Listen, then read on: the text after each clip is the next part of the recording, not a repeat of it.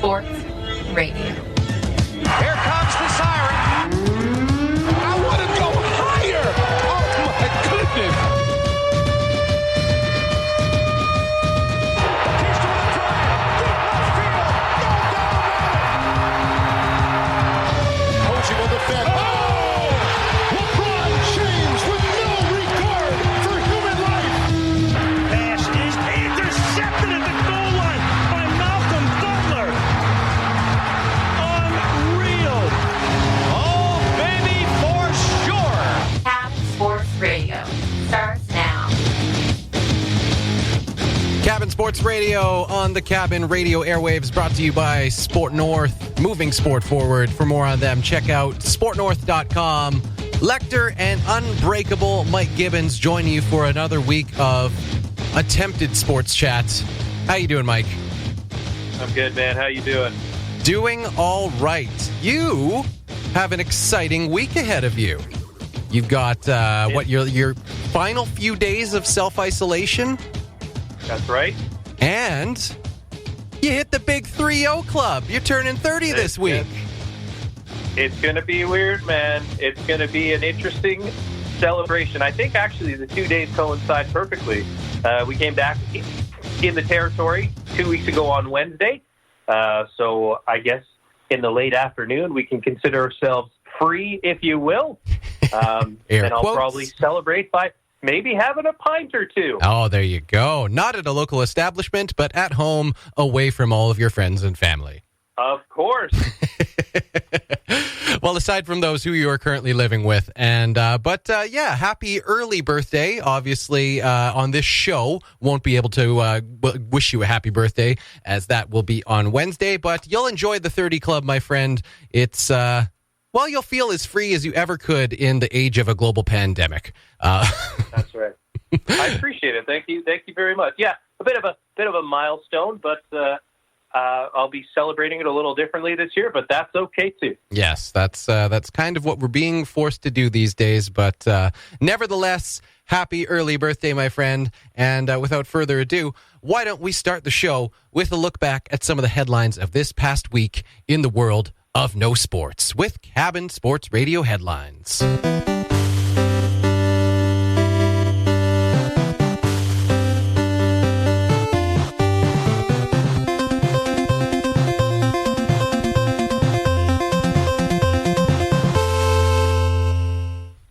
Now, admittedly, Lecter, these are kind of hard to produce because, I don't know about you, but all the days sort of blend into one at this point. There's really no significant meaning behind weekends anymore. It's a lot of time spent at home. With that being said, I'm sure there are some things that I've let slip through the cracks a little bit, but this is what I could immediately recall. And if there's anything that we did happen to miss, I'm sure we can discuss that too. Well, just give it your best shot, Mike. That's all we ever expect on this show. Let's be honest. That's right.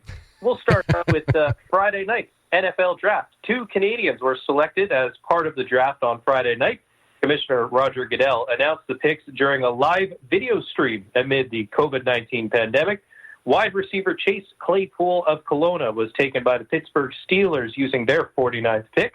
Ottawa's Neville Gallimore was selected 82nd overall by the Dallas Cowboys. Another 4 Canadians eligible for Friday night's draft went unclaimed. Now, obviously, I didn't watch the NFL draft because, I feel like that, even if we're not in the middle of a pandemic, that just speaks to a level of desperation that I just don't want to bring myself to entertain. But nevertheless, I like to imagine that it started off, with the technical difficulties we've all been encountering with Zoom calls and whatnot with our family, maybe some elderly family that we've been forced to communicate with them this way without, being able to go and actually see them or visit them in their houses. I like to imagine it started off with maybe just the tops of Roger Goodell's eyes and his forehead in frame. Can everyone see me? Can everyone hear me all right? I'm the same boat. It's probably not a televised draft I would have watched live. Even for some sports I follow a lot more closely, NBA, NHL. I'll sort of keep track of draft picks and selections more after the fact when the reports come out. Unless it's one of my teams, maybe that holds one of the top picks, then I might watch it. But otherwise, I'll kind of tune into those after the fact. Especially so for the NFL draft. I don't follow it quite as closely as the NBA or NHL. But Roger was looking pretty good, dressed more business casual, I would say, which kind of I think set the tone a little bit more. We're getting inside looks into a lot of people's homes right now. I'm sure you've done some daily conference calls. All of us are, whether it's Google Hangout, Zoom, or old-fashioned telephone, but certainly the video ones where we're getting a glimpse into some of our coworkers' houses. I don't know if Roger was actually in his own house. I imagine he probably wasn't, but he looked more relaxed, and probably went in at not quite with the same expectations as what you get from a normal draft. But yeah, overall, 2 Canadians end up going, one in the second round, one in the third round. Chase Claypool going to the Pittsburgh Steelers, Neville Gallimore going to the Dallas Cowboys. And I guess these were notable selections because they were among the higher selections for Canadian players. I think you have to go back to 2011 when Danny Watkins was taken 23rd overall by the Eagles, and Orlando Franklin was chosen 46th overall in the second round by the Denver Broncos. Now, correct me if I'm wrong, because I know you follow the CFL a little bit more than myself, but as it relates to Gallimore, I think he was he the number 1 ranked CFL prospect? I mean, I would have to imagine, yeah. If he went in the NFL draft, he was probably at least top 3 among CFL prospects. Yeah. I can't remember exactly where he was playing before, but he was certainly one of the highest prospects in terms of the CFL, anyways, and then ultimately dropped to 82nd. But I'm sure pretty happy going to the National Football League. Yeah, obviously, it's a pretty big story when any Canadians just actually get a sniff at an NFL camp, let alone get drafted in the NFL draft. That is pretty exciting stuff. Obviously the CFL and the NFL have had a long-standing relationship now, and a very good business relationship where the two are at an understanding where they do not compete with each other, and very much the opposite. In fact, they work with one another, and there have been plenty of CFL players who have maybe been overlooked for whatever reason on their draft day, and then put in a few years of work in the CFL up in Canada, and then gotten their shot through just putting together a bit of a professional resume in the CFL, and then got their shot in the NFL. But it is pretty rare that even those instances that you have Canadian players that get noticed. We have, in recent years, there's been more. Alex Singleton of the Calgary Stampeders is a very notable one, a Canadian linebacker who won the Grey Cup with the Stampeders and then made good, I believe, signing with the Philadelphia Eagles the year following. So this past season, he was a member of the Philadelphia Eagles. But pretty cool that right out of the gates, right out of NCAA, where, it's just, there is such a huge pool to choose from. It's pretty cool that you got 2 Canadians getting picked right out of there in the NFL draft. So, congratulations to Chase Claypool and to Neville Gallimore. Very exciting stuff for them and their families, for sure. Another 4 Canadians who were eligible for the draft, probably watching Mr. Goodell's live video stream pretty anxiously, did unfortunately go undrafted, but that does not mean that their road to the NFL is sealed. There's still a chance for them to crack the big league. Lecter, did you ever play tackle football in high school? No, unfortunately, the high school that I went to didn't have a football team until I think it was either the year or 2 years after I graduated. And I suddenly kind of wished I had paid even less attention in school. So maybe I could have been held back a year or two and actually played some high school football. But no, I never had the opportunity, unfortunately. Well, I'll tell you something cool. We did have one. It was a pretty decent program. The only year I played was in my, what would have been my sophomore year, grade 9. Or is that rookie? Junior? I don't know. We don't really use the same system as we do in America. No. Freshman, I guess. But yeah. I think I was probably 6'3", 170 pounds, soaking wet. signed up for safety, and you and I registered the same amount of tackles in that year. Well, look at me We'll stick go. with football, and we'll stick with the NFL now, where four-time All-Pro Rob Gronkowski is coming out of retirement to join a familiar face. The star tight end announced last week that he'd be reuniting with former teammate Tom Brady on the Tampa Bay Buccaneers. The 31-year-old is widely regarded as one of the best tight ends in NFL history, with 3 Super Bowls in 9 seasons. Him and Brady will try to carry Tampa to its first playoff appearance in 13 years. No, I mean, that's assuming there's a season. Obviously, there's a bit of a looming thing going on. But, you mentioned Roger Goodell during the NFL draft in the last story there. But they're kind of in a situation right now where there almost is no pressure at this point for the NFL. Because, even the NFL, like the CFL, has already in previous weeks announced that they would be pushing back their training camp, postponing the start dates for those by at least a few weeks and continue to navigate the situation as it moves along and changes daily. But the NFL is, I don't think, as far as I know, obviously the NFL draft would have been a much bigger thing in person at a stadium, not done over a essentially a Skype call sort of thing normally.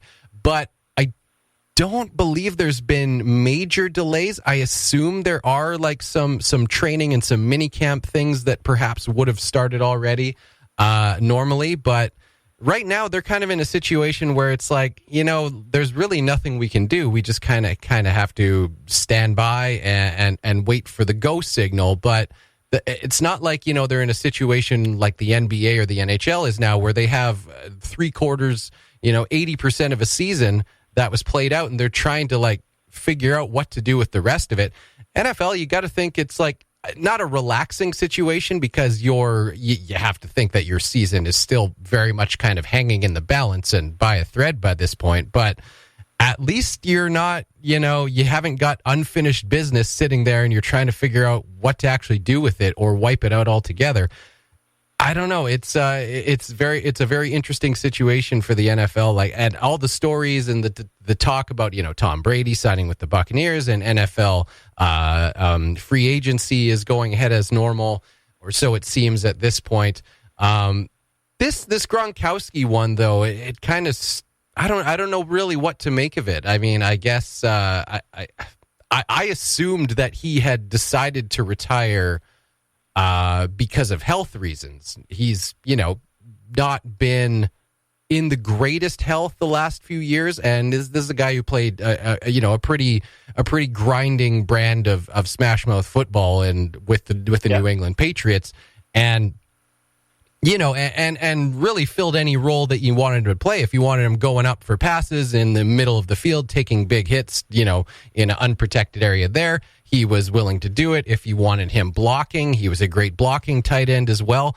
So I really thought that when he announced his retirement at 31 years old, which is, all things considered, a fair, I guess in pro football, not that young anymore, but still a fairly young age for, one of the, like you said, all-time greats.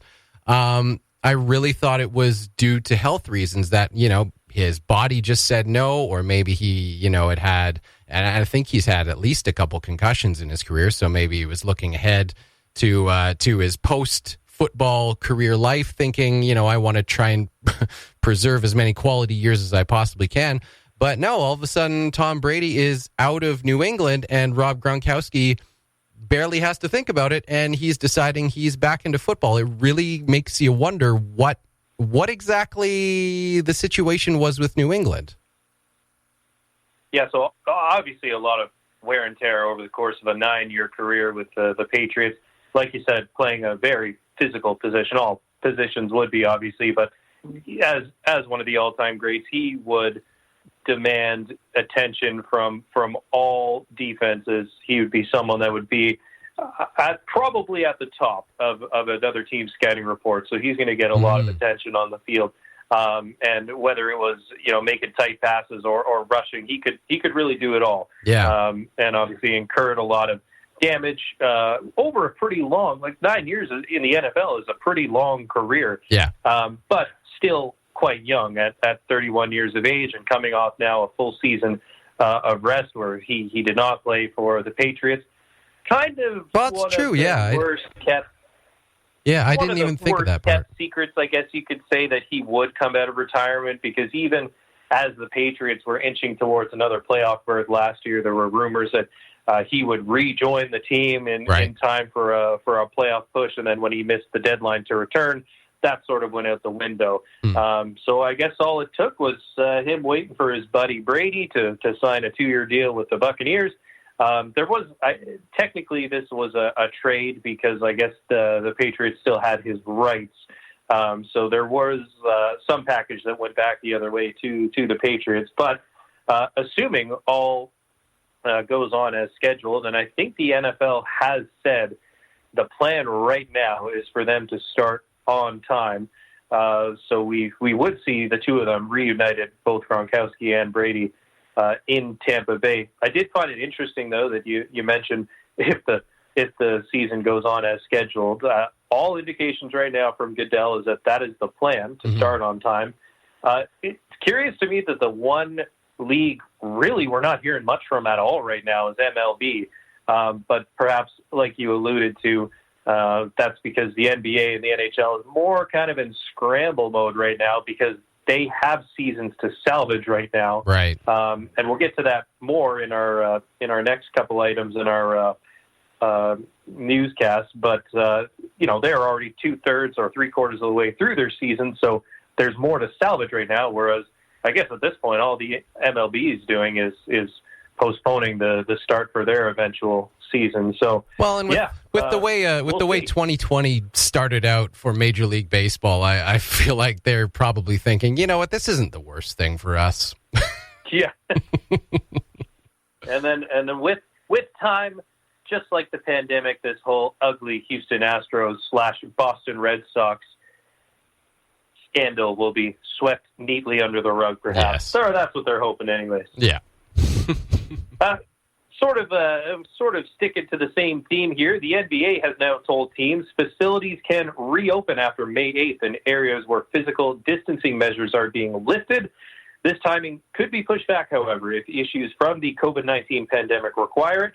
The public memo in which the update was shared also includes a series of restrictions, including limiting workouts to 4 players, restricting coaching staff from attending, and banning all group activities. Well, and that's interesting. Yeah, that it seems so vague at first. Like you said, the NBA has told teams facilities can reopen after May 8th in areas where physical distancing measures are being lifted. Now, those measures are different across the board depending on what the situation is. May 8th does seem a little premature. And it's interesting too that the restrictions limiting workouts to 4 players, so you can't even have an actual practice with 4 players. No.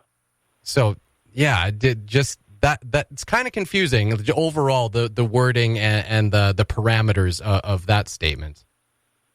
I think initially it sounds like really the first step towards working towards resuming play and salvaging what's left of the 2019-2020 NBA season. But yeah, like you said, when you really dissect it a little bit more, there's not a whole lot there. Really what they're saying, and I think the initial date was May 1st, bumped back one more week to May 8th, is that, yeah, it's allowing up to a maximum of 4 people at one time to enter a team facility and basically work out, whether it's in the weight room or getting up some shots. Right. But no coaching staff is able to be on site.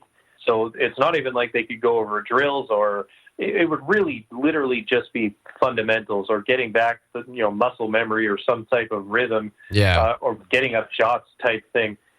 They can't do anything in the way so obviously social distancing measures would still have to be applied. So, if you're not allowed to be in contact with someone, that any drills or any scrimmages are completely out the window right away. So really what it's saying is that at different intervals, this many people can be in the facility to do very minor work.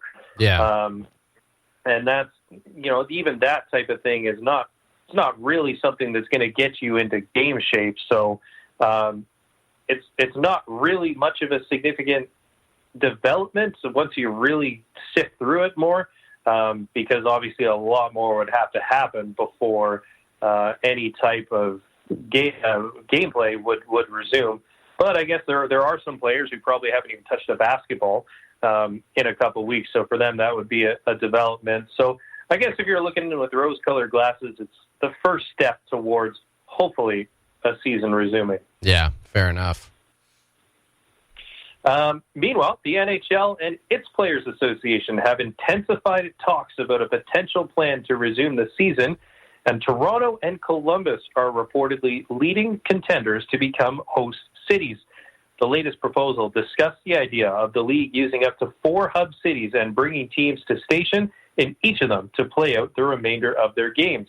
Within this framework of this idea, teams would hold training camps for up to 3 weeks at their assigned centralized locations before resuming play. Yeah, and we'll talk a little bit more about that later on, because Frank Saravalli had a pretty interesting article kind of outlining what has been discussed, what host cities, like it seems pretty accepted now among the NFL or the NHL owners rather, that there will be a handful of host cities basically that will host games. It might be as few as 2. It might be 4 or something like that. But obviously, same as the NBA, things are being navigated and talked about daily. So it's pretty interesting, though. His article I found really interesting and shed a little bit of light on what the ownership group is thinking and where Gary Bettman's head is at. I mean, obviously, if you're Gary Bettman and you're one of the owners of an NHL club, like you're just whether it's kind of you're getting to a point where you're grasping at straws, you're just looking for any possibility that you can finish off this season. Because I mean, you don't want to say that the rest of the season is a wash, but if you get to a point where it's, suddenly, say we get through May and, restrictions have been not eased enough for them to figure out a new plan, get into June and July, and then it's like, there's got to be a certain point where the rest of the season is just washed out, and perhaps, it sucks to say, but perhaps there is no Stanley Cup finals or anything like that. I don't know when that date would be, but I mean, I got to imagine that it's got to be so frustrating to be that group. And I mean, they're saying all the right things, they're doing all the right things, they're following the advice and guidelines of public health officials in each region that they are looking at and considering. But yeah, like we were saying off the top, like it's got to be a much more stressful situation for the NBA and NHL, and figuring out, especially with their business partners too, outside of the league itself, figuring out what are we going to do with this last bit of the season, and then the whole Stanley Cup playoffs, which of course is the whole reason we even have a regular season. Yeah.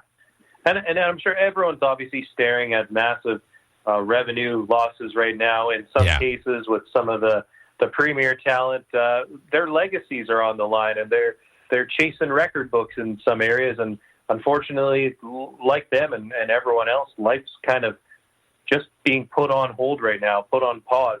And if you're listening to the rhetoric from government and public health officials, slowly unveiling return to some type of normality plans, the new normal will look different from what we had before.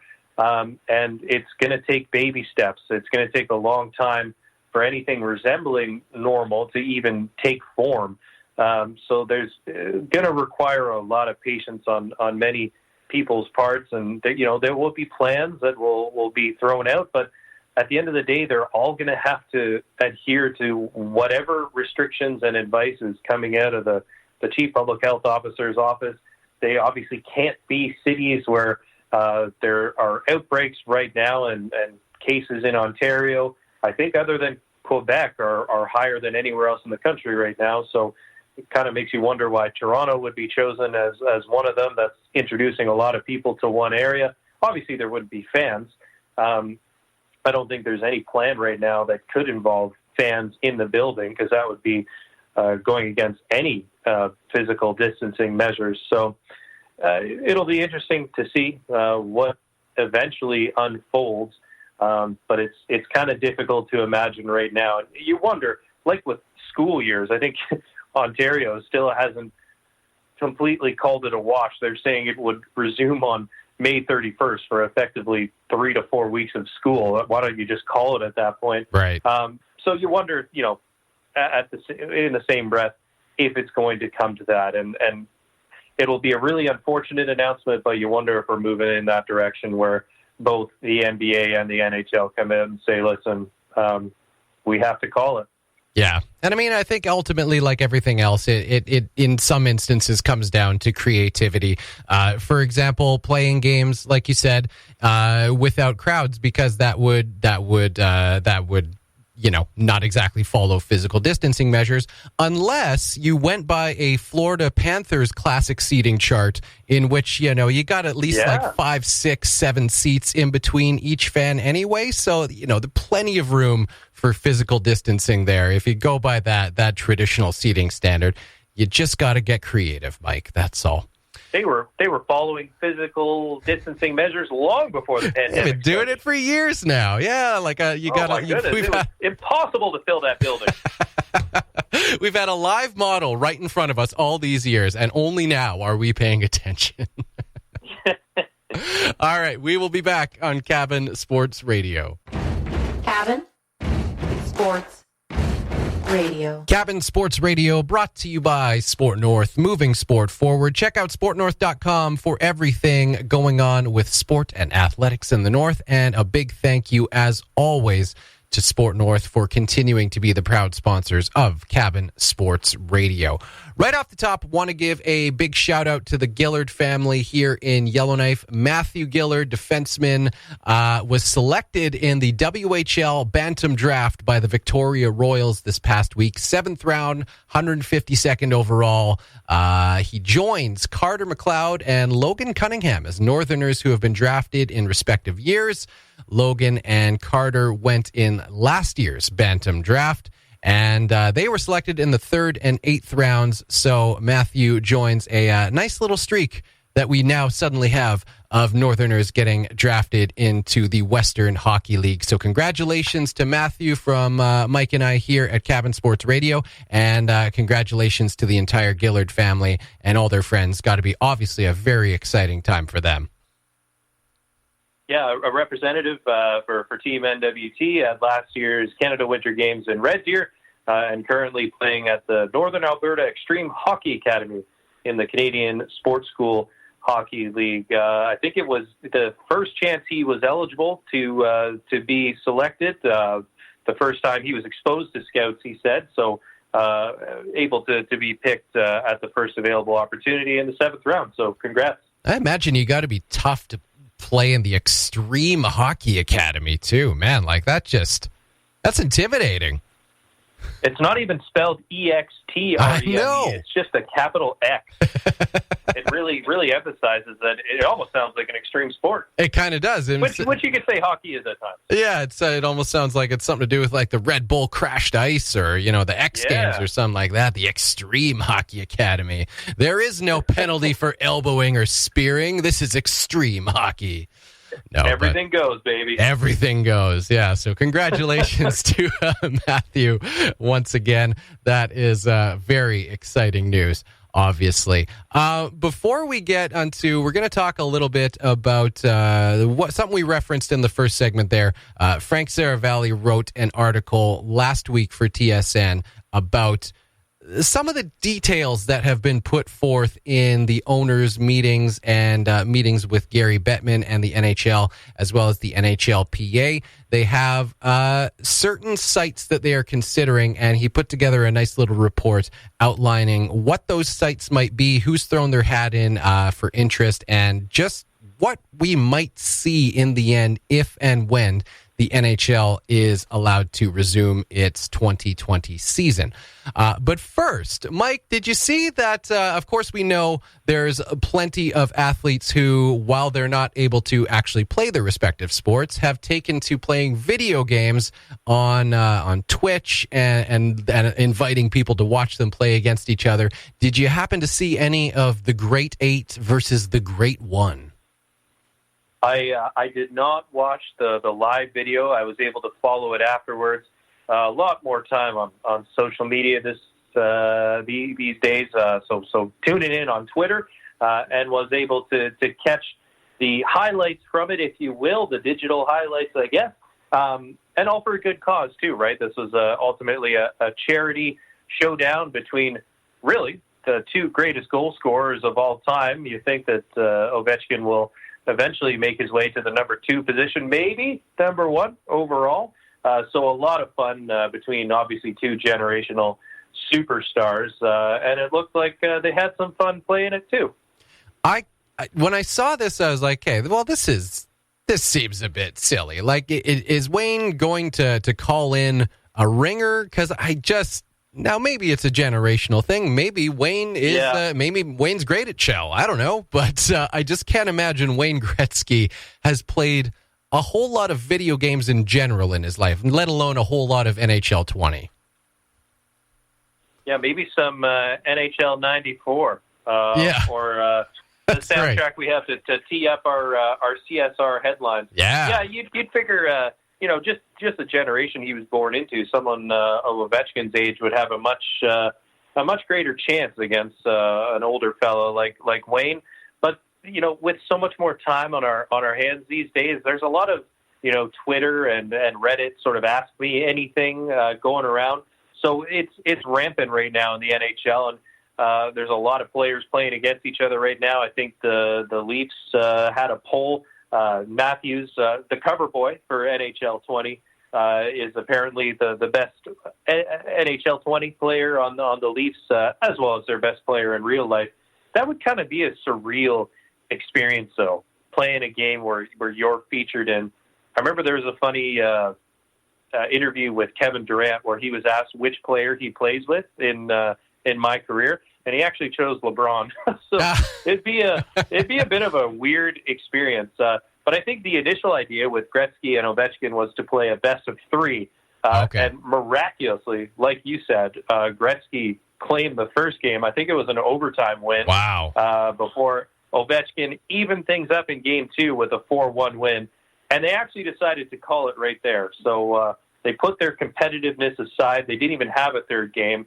And I think over $40,000 was raised for charity. So a feel-good story, but kind of surprising that they weren't a little more competitive about it, given that they will both go down as all-time greats. Yeah, it would have been kind of cool if they reached into like the NHL vault of games and played NHL 99, the last game that Gretzky would have been a part of, aside from bonus content, that sort of thing, and then it went back to what I guess Ovechkin would have first been in like NHL 2007, I assume would have been his first year. So that would have been interesting, a little throwback into the vault of EA Sports video games. But regardless, very cool to see Gretzky and Ovechkin, two good sports, and two that we mentioned, like, you were saying last segment, there are certain records that are hanging in the balance, and obviously the most notable one, being Alex Ovechkin trying to catch Wayne Gretzky in the all-time goal-scoring race.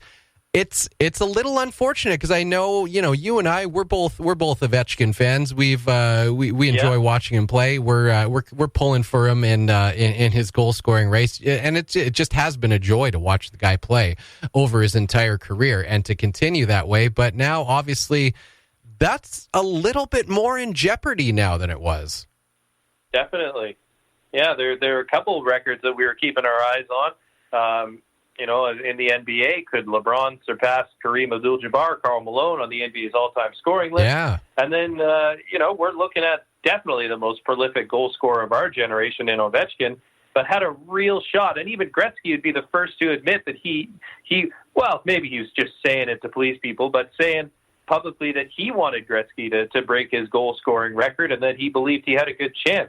Was on pace for another 50-goal season, which would have been his 9th career, which I think would have tied him again for most 50-goal seasons in NHL history. So it's unfortunate that these records are really kind of in limbo right now. And we all know the beast that is Father Time. So that by the time they come out of this, there's going to be some rust. There's going to be some wear and tear.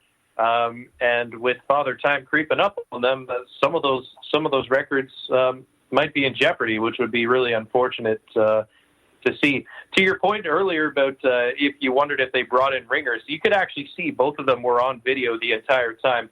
It is, however, cut off right around the mid-chest region, so maybe someone else was actually holding the controller. We can't independently confirm at this time. Well, and plus they're all wireless controllers now, too, so who knows whether or not that controller is actually going to the console that, that's in the vicinity. So, maybe Wayne might have pulled some trickery there. Yeah. Who knows? I'm thinking he had a little help. Perhaps we shall never know. Just one more thing before we get back to talking about the NHL topic and what to do with the rest of the season. I don't know if you saw this, but speaking of video games, Jeannie Bouchard, who, of course, we all know, tennis star in Canada, she, as well as the rest of the country, has been not doing a whole lot outside of the house, so she decided to actually take up video games. I don't get the impression that she had really been a gamer before, but last week she tweeted out a picture of her holding a PlayStation 4 controller. I guess she had decided, this seems like as good a time as any to get into the world of video gaming. And she actually referenced the Canadian, I can't remember his name, but the Canadian kid who won like $3 million in the Fortnite League finals or whatever it was last year. Wow. Something like that. She's like, there's good money to be made here. So, hey, why not? Why not try video gaming? So she then proceeded to put out her PlayStation sign-in name publicly on her Twitter. Oh, boy.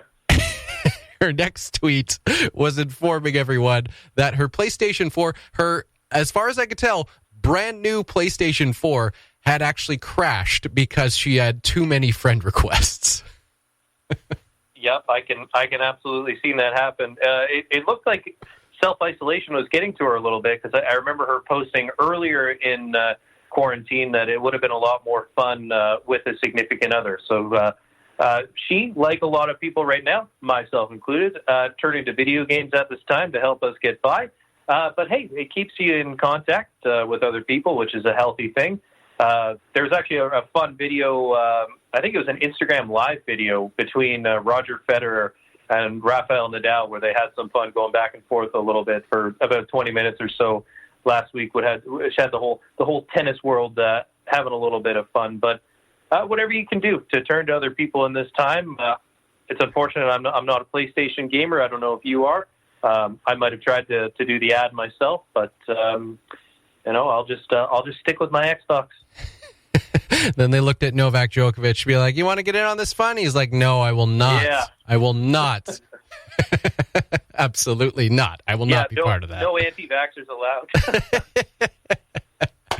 Okay, so we've talked about this article for a bit off the top. Frank Saravalli wrote an article last week for TSN, basically talking about where the NHL is at, where Gary Bettman, the NHL, and the NHL Players Association are at in terms of considering different scenarios for what to do with the rest of the 2019-2020 season. We've all been kind of waiting around, seeing what will happen. We've heard a lot of ideas thrown out shortly after the season was postponed. I think you'll remember this, Mike. PK Subban actually put forward the suggestion of, I think it was a 24-team playoff format, and that had a lot of people talking about, what that might look like and what an interesting idea that could be. I don't know. I haven't heard much about that since, other than, people were kind of spitballing about what that might look like and where it would go from there. But I haven't seen or heard any Gary Bettman or Bill Daly or anyone like that really mention switching up and allowing more teams into the playoff format. All of the plans that I've seen, the talk has been still regarding a 16-team playoff format. There was, in this article, this Frank Saravalli article, a quote-unquote expanded playoff. So I assume maybe that means the idea is still open, but I think they're trying to keep things as traditional as possible. Obviously, extenuating circumstances make that very, very tough. But the interesting thing about this is there has been a broken down idea that perhaps they have some centralized sites where they have basically all of the teams play out the remainder of their regular season games and playoff games in. Locations that have been mentioned are potentially St. Paul, Minnesota. Raleigh apparently was reported as a possibility, but the Hurricanes currently have a practice facility that is under construction, and that construction has been obviously pushed back due to the coronavirus pandemic. The Arizona Coyotes have apparently expressed a desire to host. Fill that stadium. Yeah, that's right. Columbus apparently has a state-of-the-art practice facility that is actually attached to the Rink Nationwide Arena, so that could make Columbus an ideal location, as you mentioned earlier. Other ones that have been thrown around, so two Canadian cities. You mentioned Toronto off the top, which I think people would have just basically assumed that, but like you mentioned, there is quite a few confirmed cases and quite a situation still going on in Ontario in general with regards to COVID-19. Surprisingly, though, Toronto Public Health reported last week that out of the 12,000, about 13,000 or so, I think it's even more than that now, positive cases in Ontario, only about 4,000 of those are in Toronto itself. So a reasonably small percentage, giving the overwhelming population density that Toronto would take up in the province itself. But that is still, I guess, that is enough of a bright area. Plus, the fact that the way Scotiabank Arena is set up, it's fairly enclosed as far as where the rink is, hotels in walking distance. And this sort of thing. It's set up so that it could be fairly self-contained with minimal exposure to the general public if they decided to go that route. As far as other Canadian cities go, there is only one that has been mentioned, and it is Edmonton. And that is because, well, for one, you might remember they have a brand new arena, which definitely helps things. And Edmonton, same as Toronto, is accounting for a very small percentage of Alberta's total positive COVID-19 cases. Only 451 out of the 3,401 are in Edmonton. 13%, that is, in Edmonton. 70% of Alberta's positive cases are in Calgary. And you got to think, in terms of those two cities, and where they're at as far as their arenas and their arena and facilities go, that has got to be a bit of a sigh of relief for the NHL. Because can you imagine if it was the other way around and Calgary was at 13% of the positive cases, but you got the Saddle Dome? Ugh. Yeah, not exactly a state-of-the-art facility these days. No, exactly. So obviously that has to be a major consideration, and those numbers make it seem like, in Toronto's case and Edmonton's case, that they've got a bigger piece of the pie in terms of positive cases. But yeah, like you said, once you take into account the per capita figures, it's actually not that much. So that has to be a consideration on the NHL's part. Is obviously if it's an outbreak region, they wouldn't consider it. Practice facilities have to be both functional and readily available, especially if they're bringing in a number of teams. You wonder if they'll break it down by division, perhaps, so that if they do have 4 hubs, that means all 8 or 7 teams are in that region for that certain period of time to to, first of all, have their training camp for 2 or 3 weeks, whatever it is, and then resume the season and go from there. I guess one obvious problem with that, though, is that would mean that players would have to be, over the course of the season, you'd have long road trips or you're away from your family, but now they're asking them to be completely detached from their family for a long period of time. And some players have already been vocal against ideas like that. And you'd also, if you are one of the host regions and you do share an arena with an NBA franchise or other professional franchises, you have to be making those calls pretty much in step with those other organizations because they're obviously going to be affected too. Yeah. But I mean, obviously, no situation is perfectly ideal. But if we can get them televised again, I'm sure it's going to make a lot of sports fans happy. Right. And I mean, obviously, this is, it's crazy to think that this is still very much in the idea phase, like ultimately just spitballing what we could do at this point. And it's kind of mind-boggling if you think about the fact that from this point where they're just throwing ideas out there, trying to figure out what the best route may be, and then the actual coming together at the, everything they would have to put in place to actually make that happen. And then you got to think about the local infrastructures of these prospective hubs. Like obviously, I don't think places like Toronto, Edmonton, Columbus would exactly be hurting with the influx of people that this would bring in suddenly. But that is something to be considered. You are suddenly injecting, at least a couple hundred, I would think, if you're talking training staff, coaching staff, all of team personnel, like you're injecting quite a few people very suddenly into an area that you have to make sure that area is stable enough resource wise and all of that to be able to facilitate that and be able to accommodate the NHL and the players and all these people that are suddenly being plopped into these areas. It's honestly one of those situations where I'm really happy that I don't have to do anything about this. Like it honestly just stresses me out thinking about just everything that would have to be done to make this a reality in such a short amount of time. And it's so much bigger than the National Hockey League or the National Basketball Association because they would have to get the municipality on board, and I'm sure there would have to be some sort of consultation with stakeholders. So in certain states right now, and we've heard U.S. President Donald Trump say he wants to reopen America, and a lot of Republican governors are on board with that, with reopening their states, some very much opposed to it.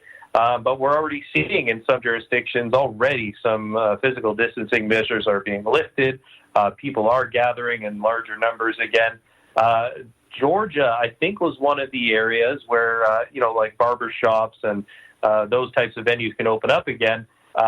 So there are some lessening of the rules there. But the Atlanta Hawks, for instance, are one of the NBA teams very much against reopening up facilities. So it's so much bigger than the leagues themselves. They need to get buy-in from all the teams, first of all, then all the municipalities of these host regions, which would have to include stakeholder engagement. So it's, even if this is something that the league independently agrees that they want to move forward with, there are still so many other hoops to jump through. Yeah. So it'll be interesting to see how it all plays out. Yeah, like I can't imagine having all these moving parts where if one of these parts suddenly doesn't move, i.e., one of these host areas just decides, no, we don't want to take on the risk. Yeah. We don't want to, put anyone into like some kind of stressful situation where they're being asked to take on people or just tasks that they just are not equipped to handle right now with things being scaled back.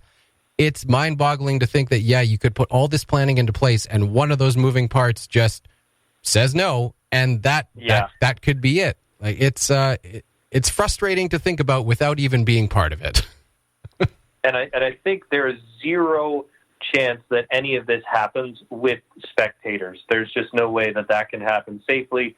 And even in some of the provinces' plans to slowly reopen their economies, things like festivals and concerts and sporting events, even in some of the later stages of reopening the province and the economy, those still aren't on the horizon. So even if the leagues are able to resume, I don't think there's any situation where spectators would be allowed in those venues. Yeah, contrary to our joke earlier, that was very much just humor. We will not be following the Florida Panthers model of physical distancing between fans. All right, Mike, I think that'll do it. We're going to take another break. But before we go, I want to thank you, my friend, once again for joining me. I know that you are crazy busy with everything you've got going on working for the school district. So I just want to thank you for continuing to join me on this show and helping me scrape together some semblance of sports programming here on Cabin Radio. It's always a pleasure. I'll admit a little bit more difficult now than in previous months, but we'll get through this. And we shall see what next week brings. And that's pretty much right. The way we're rolling now. All right, we are going to take another break. We'll be back to wrap it up here on Cabin Sports Radio. Cabin Sports Radio. That'll do it for tonight's show. Thank you so much for joining myself and Unbreakable Mike Gibbons for another episode of Cabin Sports Radio, brought to you by Sport North, moving sport forward, finishing off with a little thing that we meant to feature last week, but we had what's known as technical difficulties in the biz. The newest sensation in the sporting world, marble racing. Have a great week. Marbles in the blocks, and they're off. Comet taking the early lead over the Flash. Then it's Reflector, Mocha Madness, Tarantula. Reflector up into second now, Mocha Madness. There's Deep Ocean flying up into second place. That very deep blue marble, appropriately named, loses out second place to Reflector as I say that, but it's still Comet out in the lead. Is anybody going to take that outside line?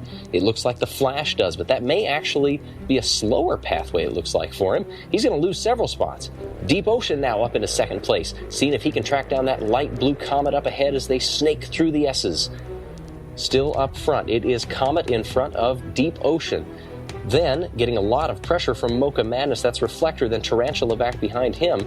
Could be Snake's Tub snaking his way up into fourth place. Then the off-yellow marble back there is Pollo Loco, a hard right-hander that slows the field down. Now they bunch up. Two of them take the outside line, but, and actually somebody got caught up there. That might have been Snake's Tub getting caught up on the wall.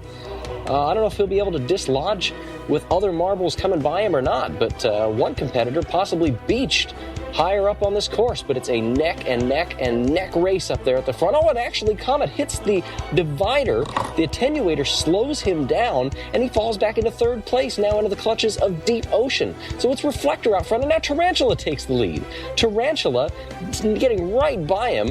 Let's see who takes that upper line. Now Comet does, hoping that'll gain him back some time, but it really doesn't. Still back in fourth place now, Tarantula at the lead in front of Reflector, Deep Ocean, then it's Comet, possibly Dragon's Egg, who made a good move back there. I think that was the color of the marble that we saw. Nearly everybody taking that high line. And now Comet, just like that, fights back to the lead very quickly. Didn't take long at all. He is back out in front as they go through the tunnel, blasting back out into the light. Tarantula trying to chase him down, banging off the walls. Pollo Loco now into third. The yellow marble that you see there opts to take the higher line along with Tarantula. Where will they slot out? And actually, Reflector gets second place because of that. Here they come. Most of the field actually looks like taking that bottom line. Comet opting for the upper line. And that may have gained him a little bit of an advantage as they come over the jump. Can Reflector and Tarantula catch up to the Comet? Out there in front by several lengths. Then back behind those top three, it looks like Dragon's Egg, then Pollo Loco. Is anybody going to be able to catch Comet at this point? As we take a look on the back part of the field as they come down through these last few chicanes up into this ribbed boulevard, Comet with the finish line in sight. Tarantula will not be able to chase him down. Reflector going to round out the podium in front of Pollo Loco, Dragon's Egg, and Glassy. And it appears that most of the marbles are actually going to finish. I think I saw Snake's Tub in there, so 33rd goes to El Capitan. Olympia just in front, missing out on that last spot.